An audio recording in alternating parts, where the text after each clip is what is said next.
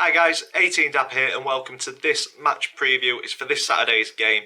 It's Shrewsbury Town versus Doncaster Rovers at New Meadow. Let's get the video started.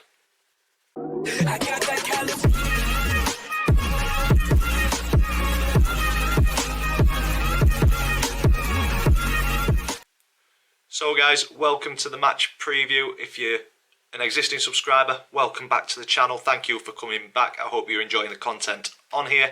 And if this is the video that's brought you here, welcome to my channel. Please click subscribe button so you don't miss any future videos. If you are new, the format that we go through on match previews is as follows. We look at previous meetings between the two clubs, current form in the league for both clubs. We look at a player for Doncaster Rovers. I give my opinion on the one to watch for the opposition, in this case Shrewsbury, and then me and the family have got Predictions League, so a quick update on that. It's good viewing for me. And then my score prediction for the game at the very end. So previous meetings, Shrewsbury have the upper hand. Rovers coming out on top 9 times, Shrewsbury coming out on top 13 times, and then we've shared the spoils on 9 occasions. Looking back at the last 5 meetings between the two clubs, going back to 2017, a home defeat for the Rovers 2-1, and then the return game in the 17-18 season saw a 2-2 draw at New Meadow, and then last season, the 18-19 season, it was a 0-0 draw and a 2-0 defeat. So over the last couple of seasons, Shrewsbury have definitely had our number, but this season, the game at the Keepmoat Stadium early in January, Rovers came out 2-0 winners in that one, so it would be nice to have something like that again in the away game to try and get that 9 wins to 10 overall. Current form, it is nicer reading for Donny than Shrewsbury, so Rovers 2 wins, 2 defeats and a draw in the last 5. Shrewsbury 4 defeats and 1 draw in the last 5. A tough result for us to take on Saturday, losing 2-1 down at Gillingham, thanks to 2 own goals from Cameron. John felt for him on that day. But we've had a nice week's rest in this busy period for the Rovers in terms of games. No Tuesday night game, which is nice. But I'm sure Darren Moore's had the lads in training, working hard to hopefully get the result right this Saturday. Because as it's been said a lot, the performance generally is there. The work rate generally is there too. But on Saturday it just didn't quite happen. Down to 10 men. Elements against us, but both teams had to play in those, but just wasn't meant to be. It was a bad day at the office, I think, so hopefully we get the performance level there again, get a couple of goals and come away with a point or 3 from this Saturday. So hopefully training has been good this week and a well-earned rest on Tuesday night. Shrewsbury on the other hand there, without a win in the league for 10 games after beating Blackpool 1-0 just before Christmas.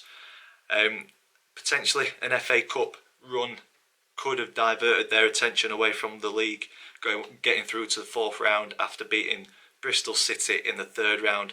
A big tie, championship team, a very good championship team, and then of course Liverpool in the 4th round, a fantastic draw at home, gave them an opportunity to play Liverpool at Anfield. Liverpool put the kids out, but it's still a decent trip to a Premier League ground, and the Liverpool kids, as we know, with Herbie Kane last year, they're a decent set of players, so no easy game there, but a good day out for the Shrewsbury fans, I'm sure. Didn't get the result they wanted to, getting beat 1-0, but potentially that FA Cup run has had a knock-on effect to their league form. But the results that they got at Bristol City and Liverpool show that they are a team who can play, so definitely not a team to be underestimated, even though the form on paper doesn't seem to be that great. Moving on to player focus, kind of mentioned it from Saturday. Going to have a look at Cameron John this week. 17 appearances, 2 goals in the right net and 1 assist. And I just wanted to have a little chat about Cameron after his performance against Gillingham. For me, as I said, really felt for him on Saturday. He's only young, 20 years old, 19, 20 years old. Still learning the game, so absolutely gutted for him being in the wrong place at the wrong time twice in one game, and both own goals. ended up deciding the game, getting beat 2-1. But other than Saturday, I think he's been a very, very good loan signing. He's been filling in at left back on a number of occasions, even though his natural position is centre back. He's done a good job there. He's looked solid for the majority of games he's played.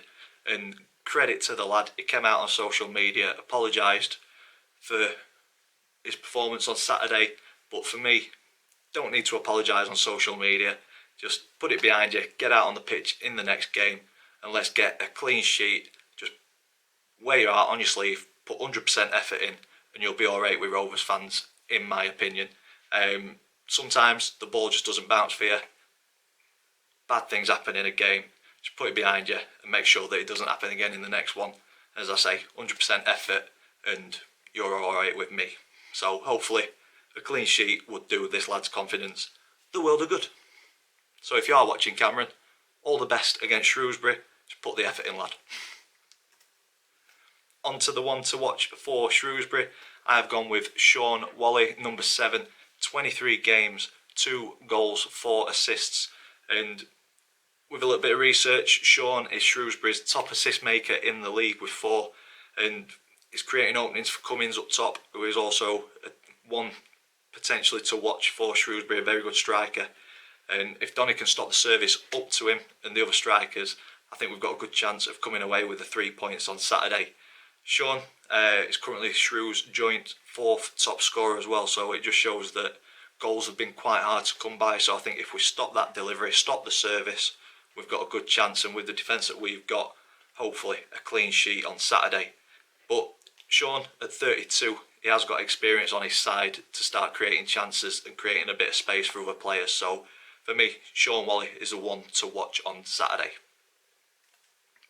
Moving on to the Predictions League table. If you are new, quick update on it. If we get the scoreline spot on, we get 3 points. If we get the outcome of the game correct, but not the scoreline, we get 1 point. And then if we get it completely wrong, we get 0 points. And this is for me, my brother, Dad and Max, who we all go to the football together. And the Predictions League table is looking very healthy for me. Sat at the top of the table, which I've been there pretty much all season, 21 points. Max and Chris behind me on 14, so a 7-point gap now. But then Dad in 4th on 13 points. All it takes is for me to get a couple of scorelines completely wrong, and Chris or Max to get a few right, and that will tighten up. So got to keep on it. And with that, it leads me on to my score prediction. As I say, the Predictions League does mean quite a bit to all the family. We are a competitive family. So again, like I did last week, I didn't really want to predict a defeat, but I went with my head rather than my heart. I'm doing the same this week. I think we're going to be strong. I think we're going to give a reaction to last Saturday's performance. I think we're going to run out 2-0 winners. Fingers crossed.